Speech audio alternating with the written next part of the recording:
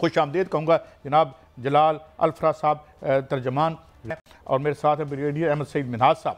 जलाल साहब, मैं आपसे पहले शुरू करता हूँ और फिर आएंगे जनाब ब्रिगेडियर साहब के पास। ये जो कल इंडिया में सफ़ीर जो हैं ईरान के, इन्होंने वो पालकी शर्मा के इंटरव्यू देते हुए कहा कि अगर ईरान की सरजमीन पर कोई ऐसा बारूद टकराया जो कि अमेरिका ने मुहैया किया हो इजराइल को, तो वो तमाम बेसिस और बेशुमार बेसिस है। मैं आज नक्शा देख के हैरान हो रहा था उधर कतर, और फिर सवाल ये भी हुआ कि कतर में जो बेसिस हैं क्या वो भी उस पर भी अटैक करेंगे, तो उन्होंने कहा yes, have things gone to that extent. जनाब जलाल साहब। बिस्मिल्लाहिर्रहमानिर्रहीम, बहुत शुक्रिया सईद साहब। देखिए, सबसे पहली बात तो ये है, ईरान ने 18 साल से जो इन्होंने तकलीफ़ें, पाबंदियाँ और ज़लालत इन्होंने अमेरिका से और मगरबी ममालिक से इन्होंने जो बर्दाश्त की है, और ईरान की जो 120 अरब डॉलर सीज़ है, ये सब न्यूक्लियर प्रोग्राम की वजह से, ये सब इन्होंने इस चीज़ का इसलिए बर्दाश्त किया है, पाबंदियाँ बर्दाश्त किए हैं, ये जो पैसा इनके जो पैसे सीज किया गया है उसको भी बर्दाश्त किया है। ये सब कुछ क्यों है?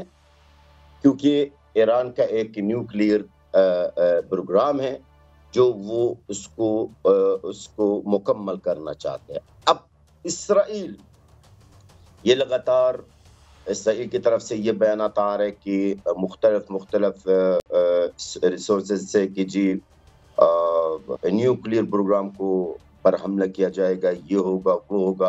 तो यकीनन जब ईरान का इतना बड़ा नुकसान दिया जाएगा तो जाहिर है ईरान तो फिर मेरे ख्याल में, मेरी नज़र में, ईरान तो ज़मीन को आग लगा देगा इसराइल के नीचे, जो मेरा ज़ाती ख्याल है।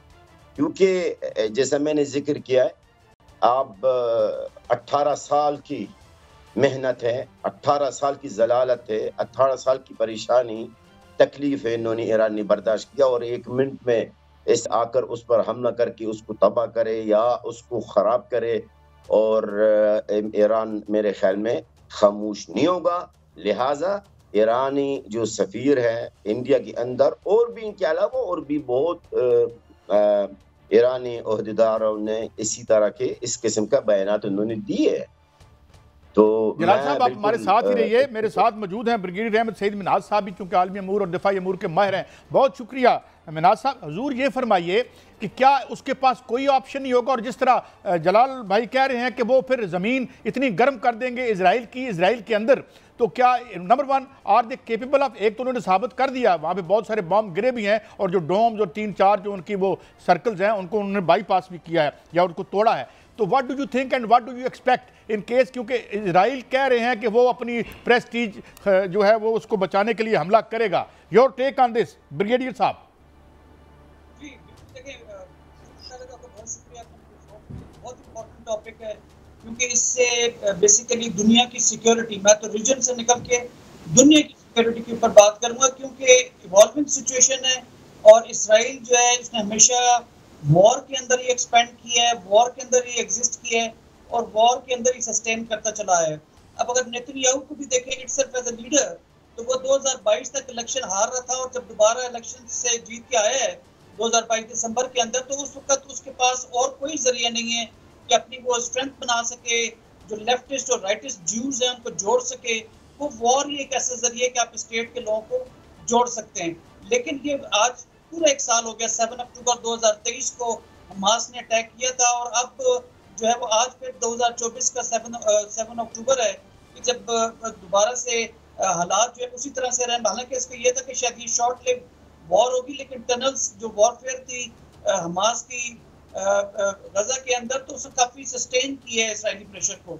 अब लेबनान और सीरिया को भी उसने हिट किया, बिकॉज वो डाइल्यूट करना चाहता है, और जितनी इसकी लीडरशिप की जो एक सहूलतकारी जो मिल रही थी, या एक किस्म की गाइडेंस मिल रही थी इस्माइल हानिया साहब की सूरत में और नसरुल्लाह साहब की सूरत में, दोनों को इसराइल ने शहीद किया। और अब राब्ता हमारा शायद मुनक़ता हुआ है अहमद सईद मिन्हाज साहब से दोबारा हम रब्ता करते हैं, मगर जलाल अफरा साहब मैं आपकी तरफ दोबारा आता हूँ। जी आप मेरी आवाज़ सुन पा रहे हैं? जी मियाँ साहब, आप कुछ सवाल पूछना चाह रहे थे, मियाँ शाहिद साहब। जलाल साहब, मेरा सवाल आपसे है कि आज एक साल मुकम्मल हो गया है इजरायली बर्बरियत का। एक फार्मूला दिया जाता है, टू स्टेट फार्मूला। मुझे ये बताइएगा कि क्या दो रियासती फार्मूला जो फ़लस्तीन के अवाम हैं वो भी कबूल कर रहे हैं, या क्या ये, क्योंकि आज जमात इस्लामी ने कहा है कि टू स्टेट फार्मूला नहीं होना चाहिए, तो आप क्या कहते हैं कि फ़लस्तीनी अवाम क्या कहते हैं कि कौन सा फार्मूला होना चाहिए?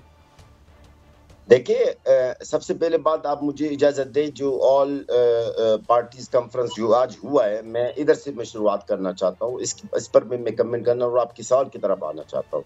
आज जो ऑल पार्टीज कॉन्फ्रेंस पाकिस्तान के अंदर हुआ, जिन्होंने ऐलान किया है यकजहती फ़लस्तीनियों के साथ, तो मैं आज इनसे मैं यही एक बात करना चाहता हूँ। मैं इनसे ये पूछना चाहता हूँ, आपने तो यकजहती का ऐलान तो कर दिया, यकजहती तो आप सालों साल से ऐलान कर रहे हैं, लेकिन आपकी हिकमत अमली क्या है? नंबर 1। नंबर 2, क्या आपकी ये जो आज माशाल्लाह बेहतरीन किस्म का एक आप लोगों का एक इजलास था, जिसमें प्लेटों की आवाज़ भी आ रही थी, मैं देख रहा था, और गिलासों की और कपों की, चाय की और मुख्तलिफ रिफ्रेशमेंट की चीज़ें भी रखी हुई थी।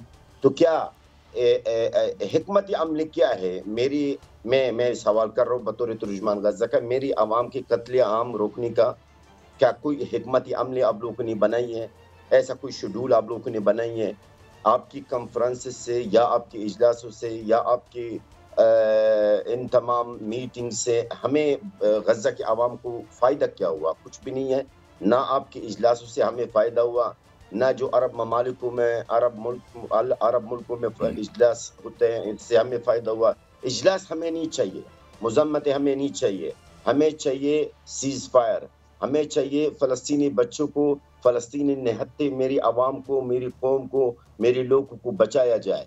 बाकी इजलास से कुछ नहीं होता जिसके अंदर चाय और कॉफ़ी और समोसा वगैरह खाया जाता है। ये तो इससे तो हमें कोई फ़ायदा नहीं है। आप इजलास की बात जो लोग, जो मुअज़्ज़ज़ हज़रात जो इजलास में शरीक थे, मैं आज इनसे मैं मुतालबा करता हूँ। मैं जलाल अल-फर्रा, मुझे 1 साल पूरा हो गया, मैं पाकिस्तान गवर्नमेंट से एक मुतालबा करता हूँ और आपके चैनल में भी किया मैंने। वो क्या है?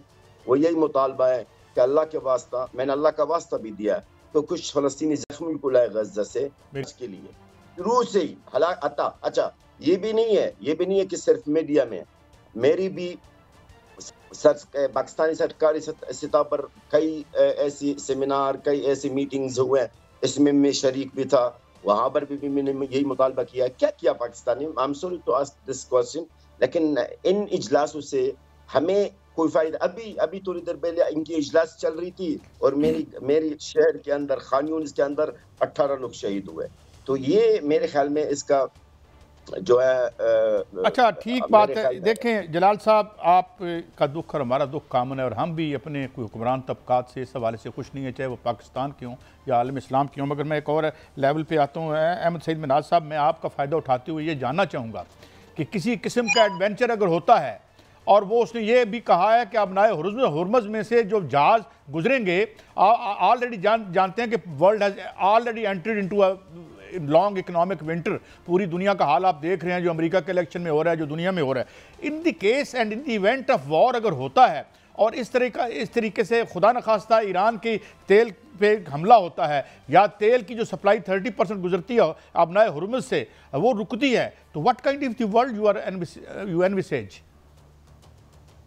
देखिए, इस वक्त चाहे वो रेड सी के जरिए हो, वेस्ट की जानिब जहाँ से कि स्विस कनाल के जरिए मेडिटेरेनियन जिससे कि यूरोप में तेल जाता है, वहाँ पे उनको हूतीज अटैक करें, या for that matter straight of Hormuz के पास ईरान। जी ब्रिगेडियर साहब को बाद शायद कोई इशू आ रहा है बार उनके। साहब अगर इजाजत दे तो मैं टू स्टेट सॉल्यूशन जी ब्रिगेडियर, मैं आपकी तरफ आऊँगा, आप ये और टाइम दूंगा, लेकिन ब्रिगेडियर साहब जरा बात खत्म कर लें उनकी वो कट गई थी आवाज़। जी ब्रिगेडियर साहब, स्ट्रेट ऑफ हॉर्मुज़ है या रेड सी का जो इलाका है, अगर यहाँ पर तेल की अगर तरसील को रोका जाता है या शिप्स को हिट किया जाता है कि जैसे कि हुतीज ने भी किया था, तो उसके रिएक्शन में यूरोप ने और अमेरिकन ने सना के ऊपर यमन में अटैक किया था, जैसे मिसाइल्स भी लॉन्च किए और एरियल अटैक भी किए थे। तो लिहाजा एक वॉर की इनिशिएशन जो है वो बिल्कुल इस पर तैयार बैठी हुई है। आपने देखा होगा कि कल ईरान ने अपनी फ़िज़ाई हदूद को बंद किया था बिकॉज वो अटैक एक्सपेक्ट कर रहे थे अमेरिकन बहरी बेड़े से भी और इसराइल के जरिए भी। बदकिस्मती से इस वक्त जो मुसलमानों को यकजहती के साथ एक होल ऑफ जो है ना मुस्लिम उम्मा एक रिस्पॉन्स जनरेट करने की जरूरत है, वो बदकिस्मती से नहीं है। आप अरब लीग को देख लें, आप ओआईसी को देख लें, बिल्कुल खामोश हैं।